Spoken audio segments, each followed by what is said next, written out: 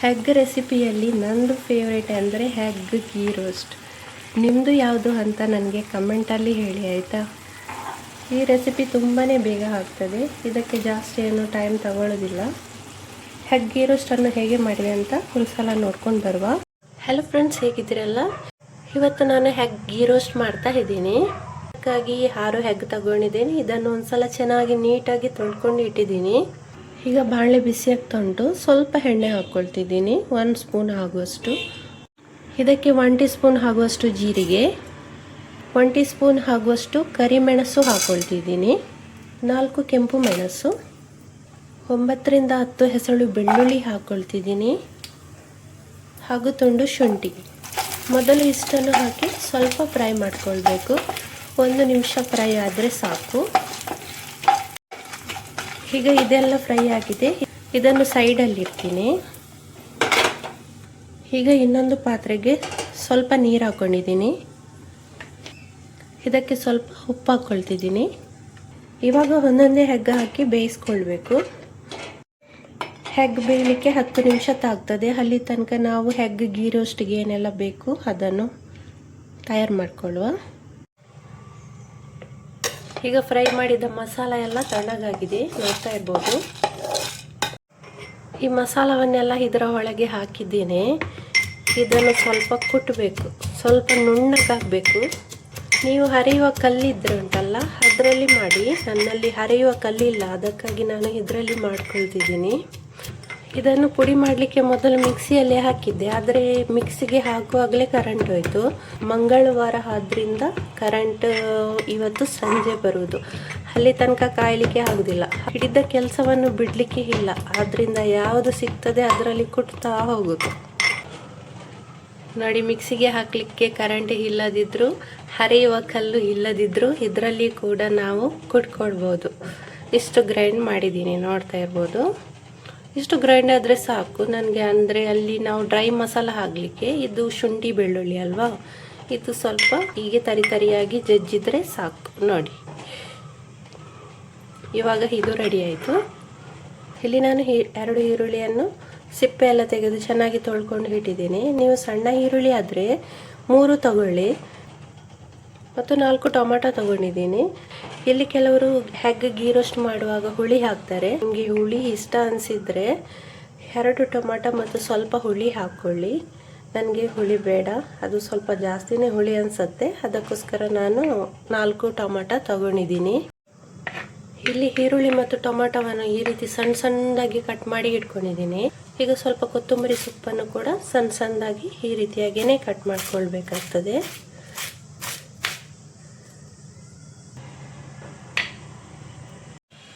ಇವಾಗ ಹೆಗ್ ಬಾಯ್ಲ್ ಆಗಿದೆ. ಇದನ್ನು ಬಿಸಿ ನೀರಿನಿಂದ ತೆಗೆದು ತಣ್ಣಗಿನ ನೀರಿಗೆ ಹಾಕೊಳ್ತಿದ್ದೀನಿ. ಯಾಕೆಂದರೆ ನೀರಲ್ಲೇ ಇಟ್ಕೊಂಡು ಸಿಪ್ಪೆ ತೆಗೆದ್ರೆ ಉಂಟಲ್ಲ ಹುಡಿ ಹುಡಿ ಆಗ್ತದೆ. ಹಾಗಾಗಿ ತಣ್ಣಗಿನ ನೀರಿಗೆ ಹಾಕಿ 5 ನಿಮಿಷ ಬಿಡಬೇಕು. ಆವಾಗ ಸಿಪ್ಪೆ ಎಲ್ಲ ಈಸಿಯಾಗಿ ರಿಮೂವ್ ಆಗ್ತದೆ. ಇವಾಗ 5 ನಿಮಿಷ ಹಾಕಿದೆ, ಸಿಪ್ಪೆ ಎಲ್ಲ ಈಸಿಯಾಗಿ ರಿಮೂವ್ ಆಗ್ತಾ ಉಂಟು, ನೋಡ್ತಾ ಇರ್ಬೋದು. ಇಲ್ಲಾದರೆ ಇದು ಕಟ್ಟಾಗಿ ಹೋಗ್ತದೆ ಅಲ್ವಾ. ಬಿಸಿ ನೀರಲ್ಲಿ ತೆಗೆದರೆ ಉಂಟಲ್ಲ ಅದು ಸಿಪ್ಪೆಲ್ಲ ಕಟ್ಟಾಗ್ತದೆ. ನೋಡಿ ಎಷ್ಟು ಚಂದ ಶೇಪಲ್ಲಿ ಬಂದಿದೆ. ಇವಾಗ ಏನೂ ಕಟ್ಟೆಲ್ಲ ಆಗಲಿಲ್ಲ. ಈ ರೀತಿ ಎಲ್ಲವನ್ನು ಕೂಡ ರಿಮೂವ್ ಮಾಡ್ತಾ ಹೋಗಬೇಕು.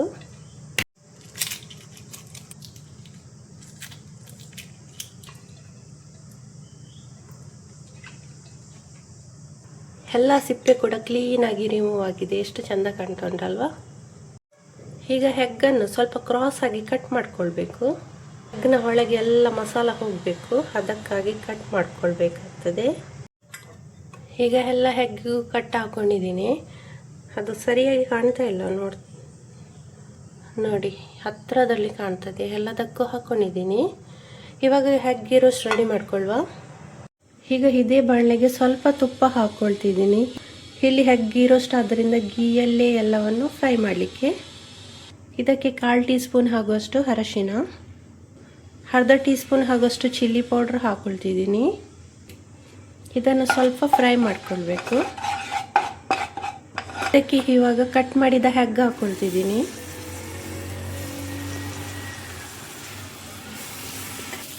ಹೆಗ್ಗು ಸ್ವಲ್ಪ ಮಸಾಲದೊಂದಿಗೆ ಮಿಕ್ಸ್ ಆಗಬೇಕು. ಹಾಗೆ ಈ ಸೌಟಿನ ಸ್ವಲ್ಪ ತಿರುಗಿಸಿ ಫ್ರೈ ಮಾಡ್ಕೊಳ್ಬೇಕು. ಇದನ್ನೀಗ ಒಂದು ಪ್ಲೇಟಿಗೆ ತೆಗೆದು ಇಟ್ಕೊಳ್ತಿದ್ದೀನಿ. ನೋಡ್ತಾ ಇರ್ಬೋದು ಚೆನ್ನಾಗಿ ಮಸಾಲ ಎಲ್ಲ ಇಟ್ಕೊಂಡಿದೆ. ಈಗ ಇದಕ್ಕೆ ಇನ್ನೂ ಸ್ವಲ್ಪ ತುಪ್ಪ ಹಾಕ್ಕೊಳ್ತಿದ್ದೀನಿ.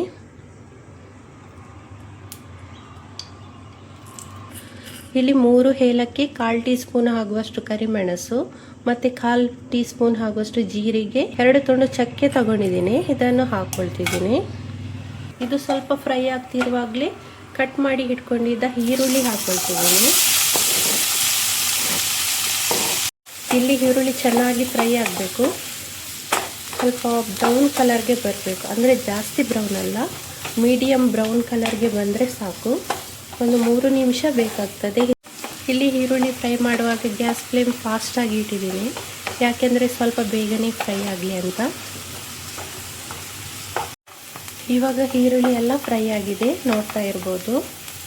ಈಗ ಕಟ್ ಮಾಡಿ ಇಟ್ಕೊಂಡಿದ್ದ ಟೊಮಾಟೊ ಹಾಕ್ಕೊಳ್ತಿದ್ದೀನಿ. ಈಗ ಟೊಮಾಟೊ ಎಲ್ಲ ಸಾಫ್ಟ್ ಆಗಿದೆ, ನೋಡ್ತಾ ಇರ್ಬೋದು. ಇದಕ್ಕೆ 2 ಟೀ ಸ್ಪೂನ್ ಆಗುವಷ್ಟು ಕೊತ್ತಂಬರಿ ಪೌಡರ್ ಹಾಕ್ಕೊಳ್ತಿದ್ದೀನಿ ಮತ್ತು 2 ಟೀ ಸ್ಪೂನ್ ಆಗುವಷ್ಟು ಚಿಲ್ಲಿ ಪೌಡ್ರ್ ಕೂಡ ಹಾಕ್ಕೊಳ್ತಿದ್ದೀನಿ. ಇದನ್ನು ಹಾಗೆ ಒಂದು ಸಲ ಚೆನ್ನಾಗಿ ಮಿಕ್ಸ್ ಮಾಡಿಕೊಳ್ಬೇಕು. ಇದಕ್ಕೆ ಪೇಸ್ಟ್ ಮಾಡಿ ಇಟ್ಕೊಂಡಿದ್ದ ಮಸಾಲ ಹಾಕ್ಕೊಳ್ತಿದ್ದೀನಿ. ನೋಡಿ ಇಷ್ಟು ಪೇಸ್ಟ್ ಆಗಿದೆ. ಕರೆಂಟ್ ಇಲ್ಲದಿದ್ದರೂ ಇದರಲ್ಲಿ ಪೇಸ್ಟ್ ಮಾಡಲಿಕ್ಕೆ ಆಗ್ತದೆ. ಇದನ್ನು ಹಾಗೆ ಒಂದು ಸಲ ಚೆನ್ನಾಗಿ ಮಿಕ್ಸ್ ಮಾಡಿಕೊಳ್ಬೇಕು. ಸ್ವಲ್ಪ ಹಸಿ ವಾಸನೆ ಹೋಗಬೇಕು ಇದರದ್ದು. ಇದಕ್ಕೆ ಸ್ವಲ್ಪ ನೀರು ಹಾಕ್ಕೊಳ್ತಿದ್ದೀನಿ. ಈಗ ಸ್ವಲ್ಪ ಉಪ್ಪು ಹಾಕ್ಕೊಳ್ತಿದ್ದೀನಿ. ಉಪ್ಪು ಹಾಕ್ಕೊಂಡ್ಮೇಲೆ ಒಂದು ಸಲ ಚೆನ್ನಾಗಿ ಮಿಕ್ಸ್ ಮಾಡ್ಕೊಳ್ಳಿ. ಇವಾಗ ಇದನ್ನು 5 ನಿಮಿಷ ಬೇಯಿಸ್ಕೊಳ್ಬೇಕು. ಅದಕ್ಕೋಸ್ಕರ ಲಿಡ್ ಕ್ಲೋಸ್ ಮಾಡ್ತಿದ್ದೀನಿ. 5 ನಿಮಿಷ ಬೇಯಲಿದು. 5 ನಿಮಿಷ ಆಗಿದೆ, ನೋಡ್ತಾ ಇರ್ಬೋದು. ಇದಕ್ಕೆ ಇವಾಗ 1/2 ಟೀ ಸ್ಪೂನ್ ಆಗುವಷ್ಟು ಗರಂ ಮಸಾಲ ಹಾಕ್ಕೊಳ್ತಿದ್ದೀನಿ. ಇದನ್ನು ಒಂದು ಸಲ ಚೆನ್ನಾಗಿ ಮಿಕ್ಸ್ ಮಾಡ್ಕೊಳ್ತಿದ್ದೀನಿ. ಈಗ ಫ್ರೈ ಮಾಡಿ ಇಟ್ಕೊಂಡಿದ್ದ ಹೆಗ್ ಹಾಕ್ಕೊಳ್ತಿದ್ದೀನಿ. ಇದರ ಮೇಲೆ ಸ್ವಲ್ಪ ಕೊತ್ತಂಬರಿ ಸೊಪ್ಪು ಹಾಕ್ಕೊಳ್ತಿದ್ದೀನಿ. ಈಗ ಮಸಾಲವನ್ನು ಹೆಗ್ಗೊಂದಿಗೆ ಒಂದು ಸಲ ಚೆನ್ನಾಗಿ ಮಿಕ್ಸ್ ಕೊಡಬೇಕು. ಈ ನನ್ನ ಹೆಗ್ ಗೀ ರೋಸ್ಟ್ ರೆಸಿಪಿ ನಿಮಗೆ ಇಷ್ಟವಾದಲ್ಲಿ ಲೈಕ್, ಶೇರ್ ಮಾಡೋದನ್ನು ಖಂಡಿತ ಮರಿಬೇಡಿ. ಮತ್ತು ನನ್ನ ಚಾನಲ್ಗೆ ಸಬ್ಸ್ಕ್ರೈಬ್ ಕೂಡ ಹಾಗೆ. ಮುಂದಿನ ಹೊಸ ರೆಸಿಪಿಯೊಂದಿಗೆ ಭೇಟಿಯಾಗೋಣ. ಅಲ್ಲಿಯ ತನಕ ಬಾಯ್.